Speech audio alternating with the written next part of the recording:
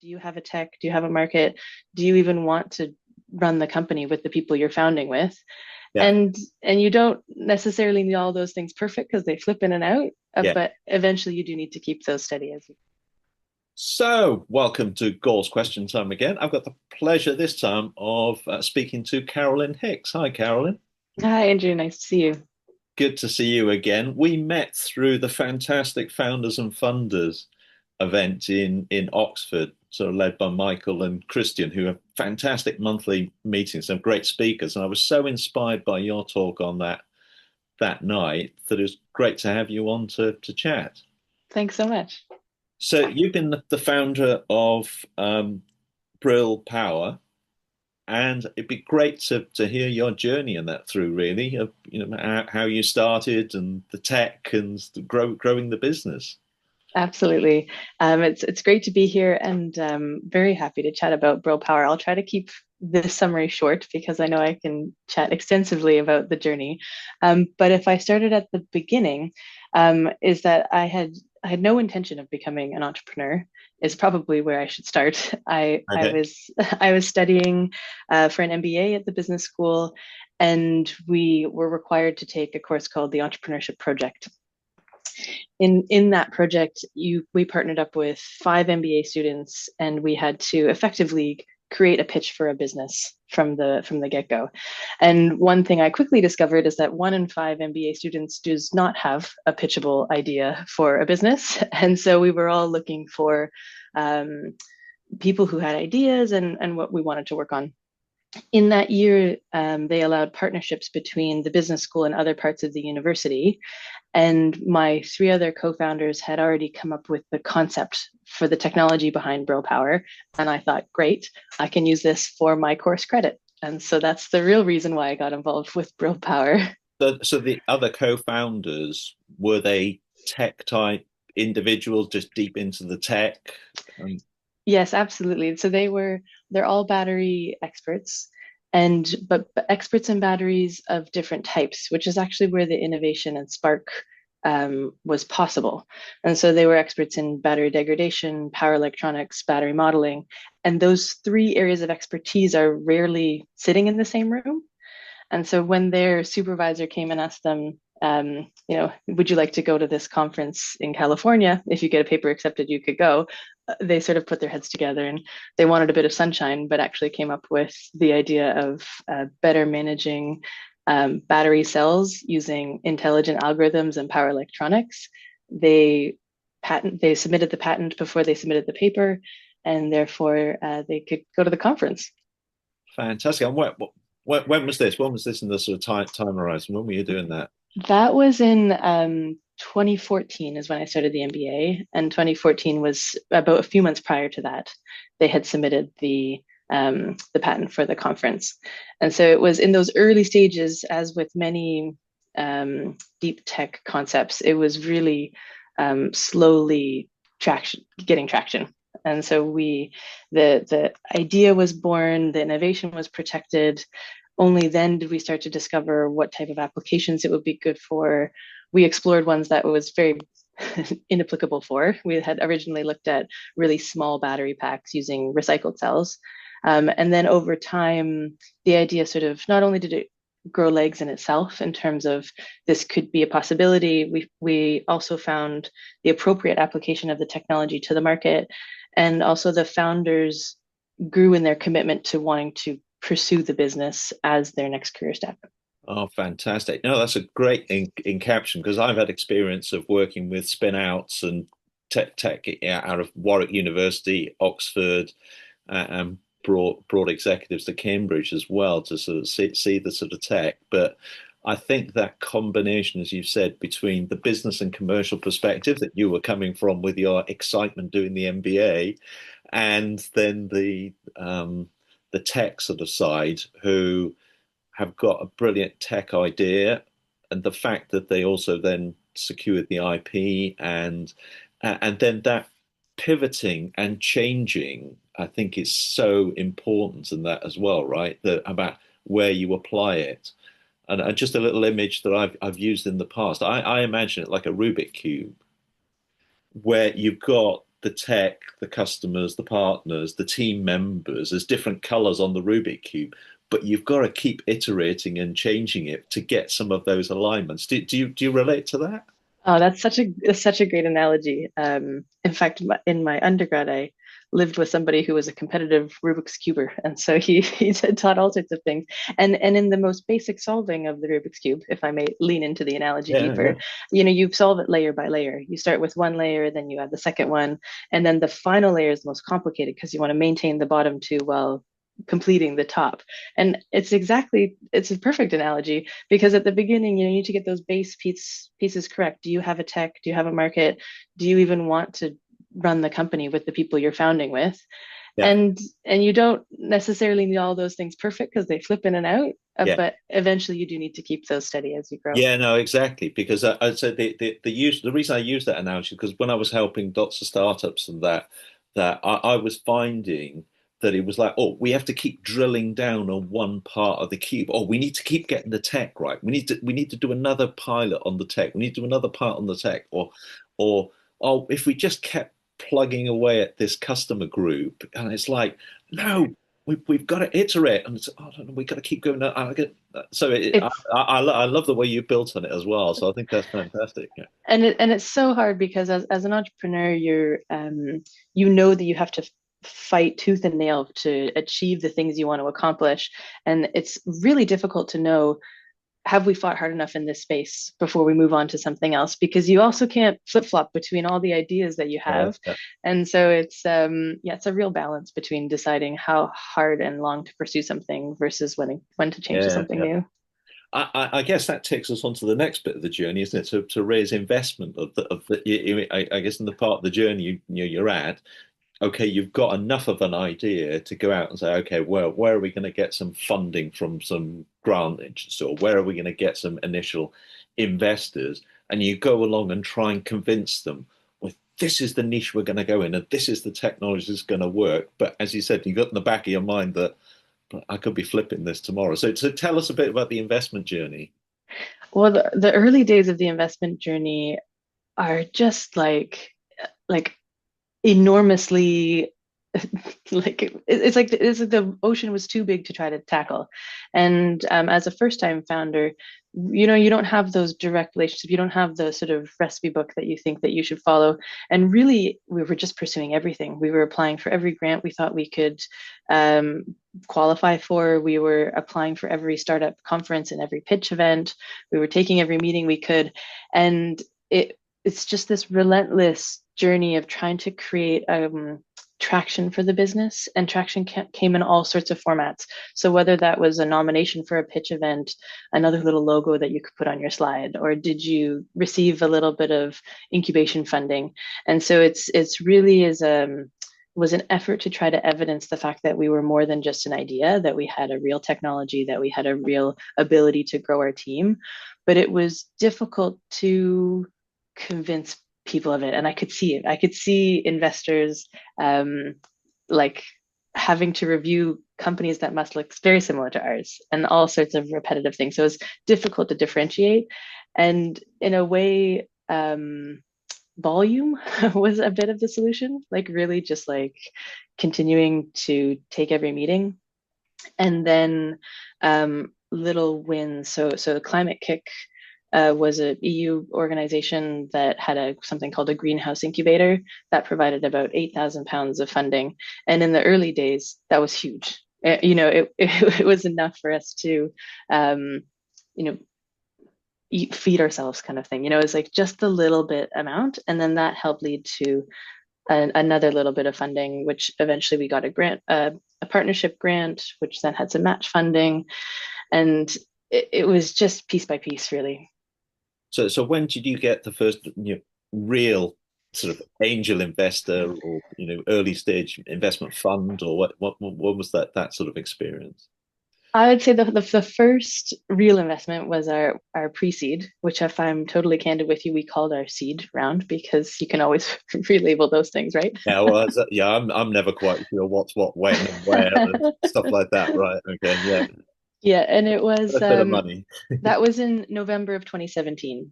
And so that was multiple years after the idea had begun. We had sort of been working I took taken some other part-time work. My co-founders were finishing up their PhDs. That takes a lot longer than I even realized at the time. But yeah, November 2017, and that was a combination of funding, but it was primarily led by actually a Canadian investor. And it was a meeting which I shouldn't shy away from confessing that my mother-in-law convinced me I should take while I was on holiday. And I just thought, oh, I just need a holiday, but you can't say no. Yeah. And we took the meeting, and the thing that convinced that investor was a combination of like having the technology protected, but also having the vision for where we wanted to go. And they were really keen on electric vehicles. We talked about the challenges of batteries in electric vehicles, and that was for them the motivating decision. Interestingly, though, we pitched that same concept and same deck, but it just didn't resonate with other investors. So it was really about a matching of what we were saying to what people were looking for. And what sort of order of magnitude was that sort of ticket investment? That was £200,000. Okay. And so that really helped get us kicked off. Right. Okay. Great. No, it's a great bit of the journey because I'm a founding member of Henley Business Angels, and we invest in the sort of Thames Valley, Oxford sort of area and that as well. And well, we do investments typically in the tens of thousands, and having two or three angels sort of coming in who try to bring some experience, try and bring some connections into other areas. And the biggest ticket we did was 700,000 from a combination of our businesses of our angels that invested into a tech which was connected to a business based in Harwell. Amazing. So, but Well, what how you actually then go on that journey as we touched on earlier about which sector that's applied in, and then learning that the sales cycle takes so long in that one, but then one of your angels has maybe got relationships in another sector, which is helps you to pivot or gives you a perspective. Yes, definitely. And it's now that I've been through more of the journey, it's interesting to think back to those very early stages of seeking angel investment, where we came up with a business plan, we came up with what we expected our expenditures would be, but really, we were learning that. And what would have been nice, I guess, in an ideal world, there could have been a bit more back and forth between investors who had invested before, who had seed companies like ours, to come back and say, actually, are you open to considering a different amount or considering a different timeline? Or maybe we just do this part first, because there is a lot of information to exchange. But it really felt at the time that we had to say, this is what we want, and this is why you should want it. And, we're not flexible on it because you should know that this is what we need. Yeah. No, I agree with that as well. That I think going back to the first part of the conversation here, having that relationship to be able to sort of say, well, this is where we think you're at the moment. But as you sort of said, well, if I only put 100K in, at least you can reach a particular milestone, and then Mhm. you can prove that thing, and then that gives us a chance to do something else, or have that honest conversation and say, well, look, 200K we really don't think is going to be enough Mhm. to achieve what you think you're going to achieve, but this is what you're going to do. So I do think you need it works best when you have those early investors or early partners having that discussion and engaging and going on the journey together, right? And somebody said to me, it's like it's not like a one-off date. This is a long-term relationship you're building, and that year I think is an important part of the relationship you build between investors and founders and partners. Definitely. And it's one thing that is also related to that, but quite difficult, is the impact on valuation.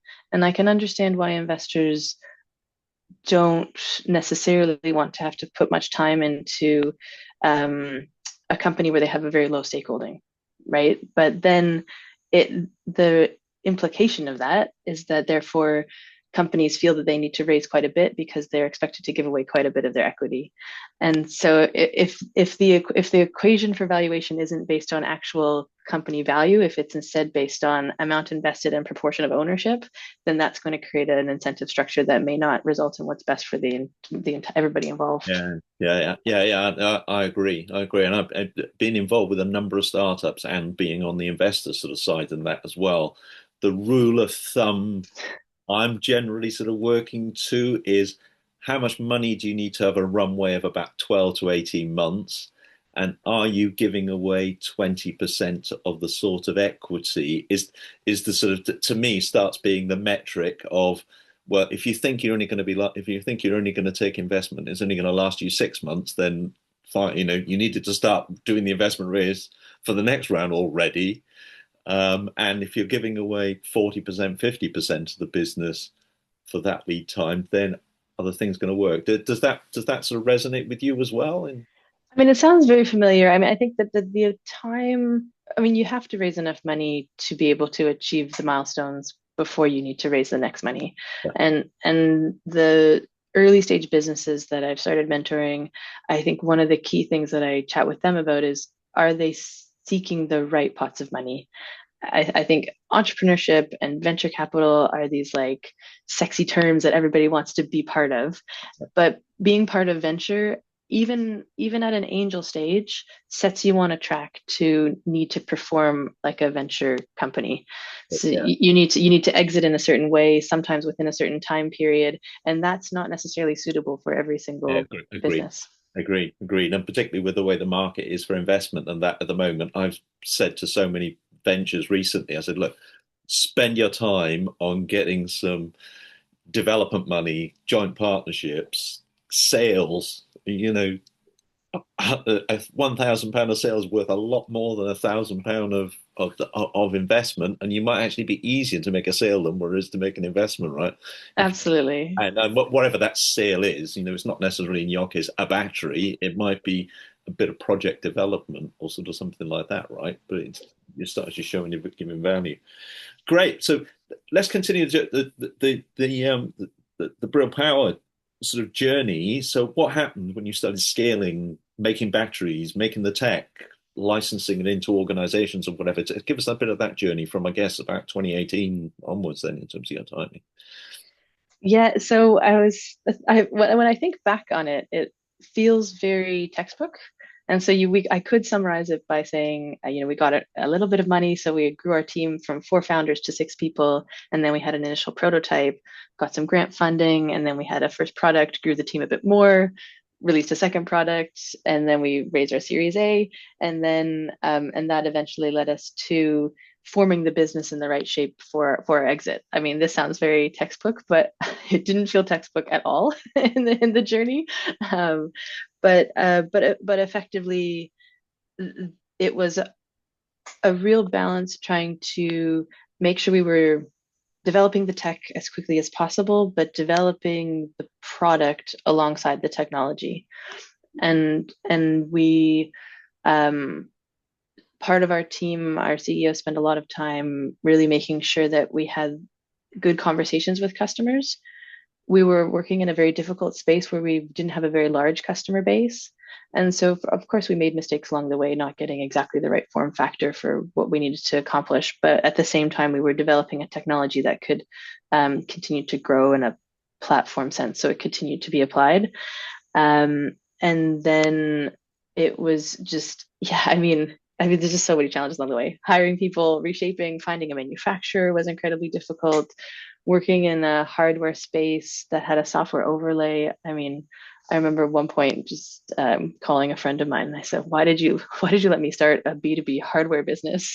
And he just said, "You never would have been convinced otherwise." But it was really hard going, and lots of delays and challenges along the way that we just sort of had to take one bite at a time. Mm.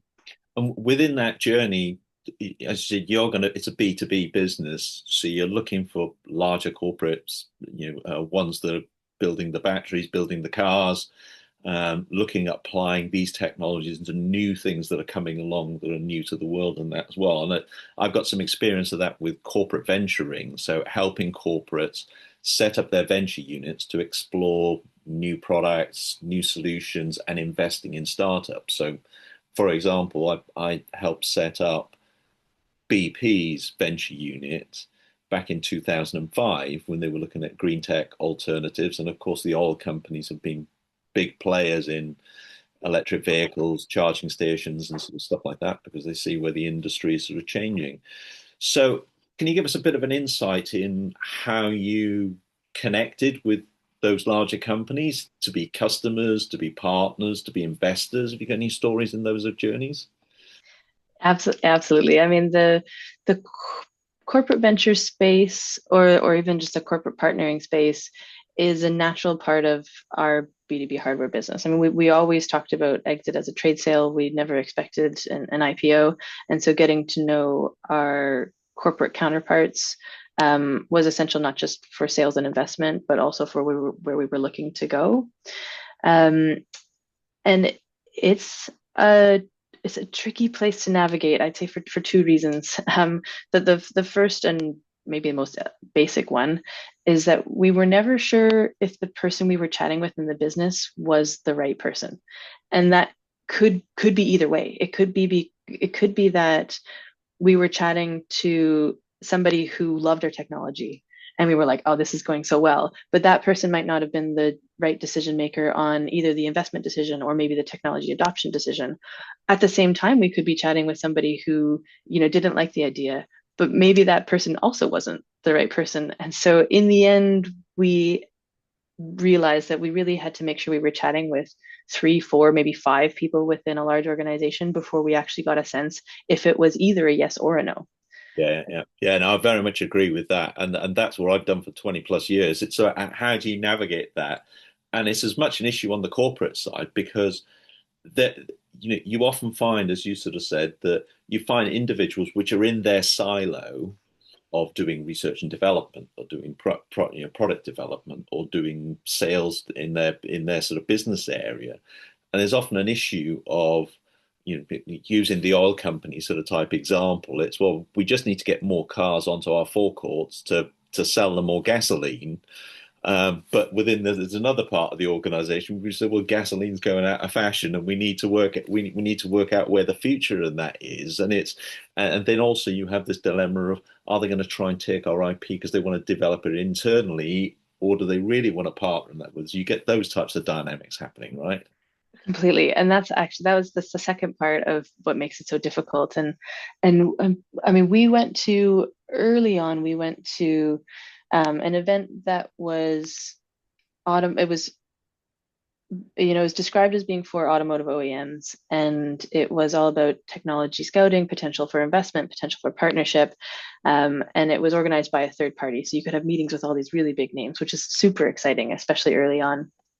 And sometimes those events do lead to really great partnerships, but you start to get suspicious when they say, well, make sure you bring your CTO, make sure you bring all of your technical information, and you get into meetings where you're no longer really talking about anything commercial and you're really just being grilled on exactly how the technology works.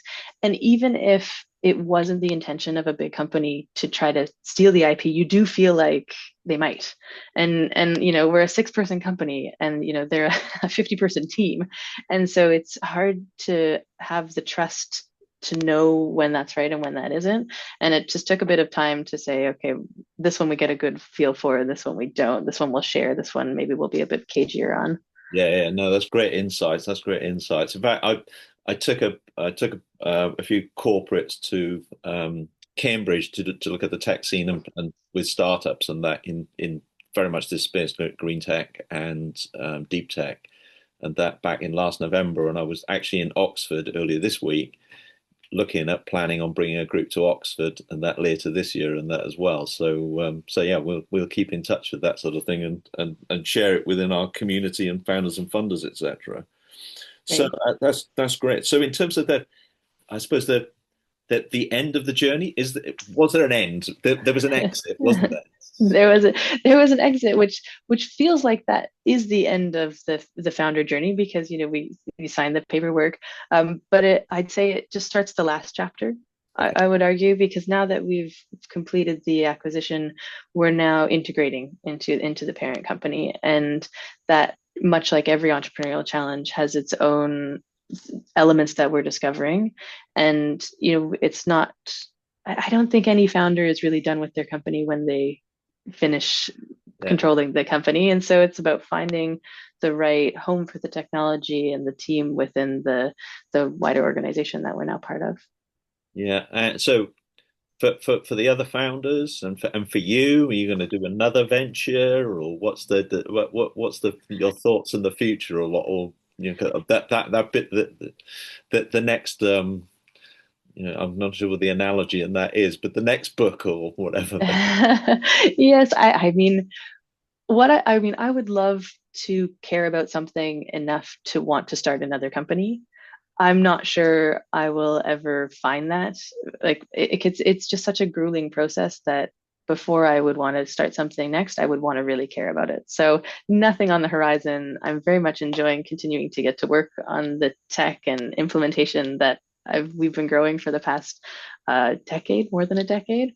But never say never, but not soon. Yeah. And what in fact, one of the things I was discussing when I was in Oxford yesterday was about building the ecosystem in an area. And I've had experience of doing stuff in Silicon Valley and all that. And what I found there was this recycling the knowledge and recycling the money. So you had a bit of an exit, so you've got a bit of money. I hope now that you can be an angel investor. Is that something you would look at, or you would do in that as well? Or Oh, definitely. I'd love to be part of the next generation of companies, and as it's easy to feel like, because I still feel like I'm on my entrepreneurial journey. It's easy to forget just how much I've learned along the way. But yeah, sometimes when I look back to some early correspondences or some early decks, I just think, oh wow, I didn't even know what a term sheet looked like. I didn't know what this terminology meant or implied. And so I really do enjoy start chatting with early companies and early founders to just, share that knowledge. yeah, no, that's fantastic. That's fantastic. Great. Another topic I'd like to raise, Carolyn, and I do feel uncomfortable with this sometimes, is about, well, you're a female, you're a woman, and I often get pushback of, oh, I haven't done enough women on my podcast or on my talks and sort of stuff like that. And I feel uncomfortable with it because I've got two daughters. I've invested in female founders, and to me, it's about the person who's got, the inspiring story and that vision that you've got. So I don't look at it from that gender perspective, but how do you feel as a female founder and as a female investor or whatever like that? How should we relate to this gender issue in entrepreneurship and business? I think I think it's first and foremost important to just acknowledge that there is not gender parity in this industry. And but there's also not gender parity in engineering yet. There's not gender parity in the electronic space that I work in. I'm a civil engineer, and so I've been in male-dominated environments for my entire working career. But it has never been such a lonely space as being a female entrepreneur in a B2B tech company. There's just not many out there. Um, but at the same time, the men that I work with are incredibly supportive. And it's not that they need to be any different. I feel very equal in almost every space that I work in, which is great. It's just that it's tough for you to work within the context of the number of people that are available. I struggle the same. I would love to hire a female firmware engineer. There's just not many of them there. Yeah, yeah, yeah, and I agree with that, and I think it's a challenge for us to know what to do, right? Apart from, well, I started a business a few years back then when my daughters were younger, and we called it Upstarts for Startups. And what it was for adults to bring their children we did it typically on a Saturday morning, into a business and we got the youngsters to build some businesses. So Mm, we did smoothie drinks, we did building digital advertising businesses, we did creating a bank to be able to run the thing. super cool. So within 4 hours, these youngsters would just have one little sheet of A4 with an idea. They could put that, explain to them about how they could build this, and we gave them some materials, empty bottles, and smoothie machine and sort of stuff like that, and they could choose which one do they want to do. But in 4 hours, they went through creating the idea, the branding, and sold. They weren't raising investment. It was you had to sell your service at the end of the 4 hours to adults who were giving them money, and then they donated that money to a charity. So it was that for me that was about how do I get my daughters to understand about business and entrepreneurship and selling and doing sort of stuff like that, and also the inspiration for it was because we then had youngsters, so daughters, coming in with their parents into the office space where we were running it, and we were getting conversations like, "Oh, mummy and dad, do you do this every day?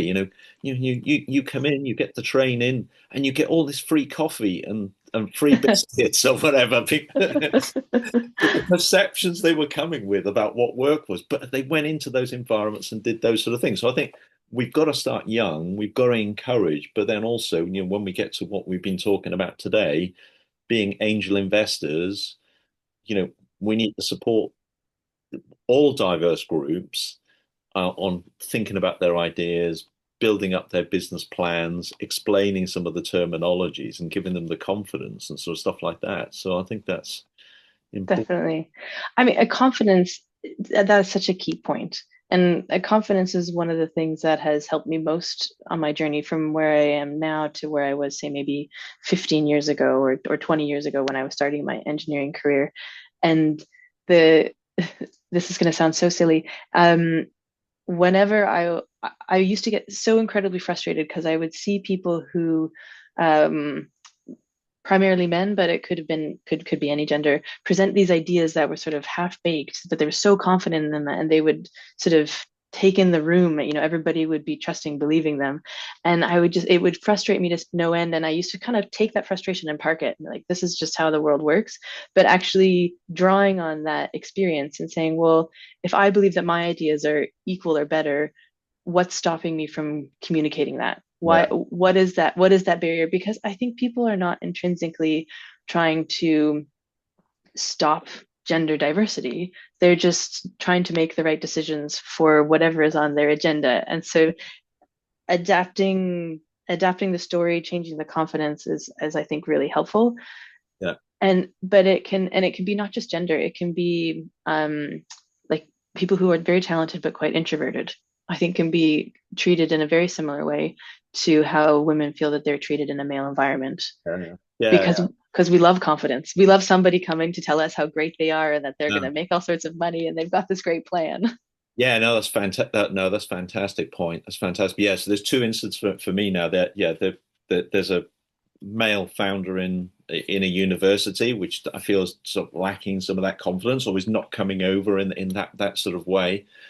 But also the female founders I've invested in, I found them to be a lot more practical, pragmatic, and understanding where the gaps and the issues are than, as you said, the bullshit ones who come along and, yeah, I can do all of this and all of that. And they do tend to fall into the male in one and female in the other. Well, the traits. So, Mm-hmm. and I feel I probably have quite a few female traits in inverted commas, but yeah, there's those traits are the things that do it, and some of us have those those areas that we need to work on or build the confidence as we're talking about.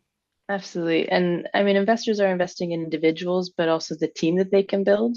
And I Yeah. think it can feel very natural to feel comforted by a confident person and feel that they have the confidence to build the counterparts that will do those checks and balances. And it's less comfortable to find the person who's, paying attention to the details and maybe not quite as,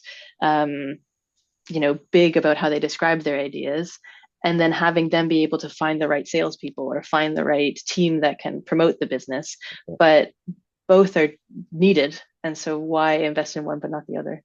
Yeah, no, that's such a great point to finish off there. That building that team, as you know, as a founder, is so important to take you through all of that journey as we talked about today.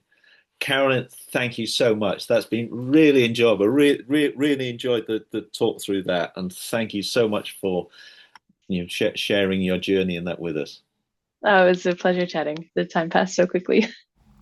Please do share and follow for future podcasts, and get in touch if we can support your venture and innovation.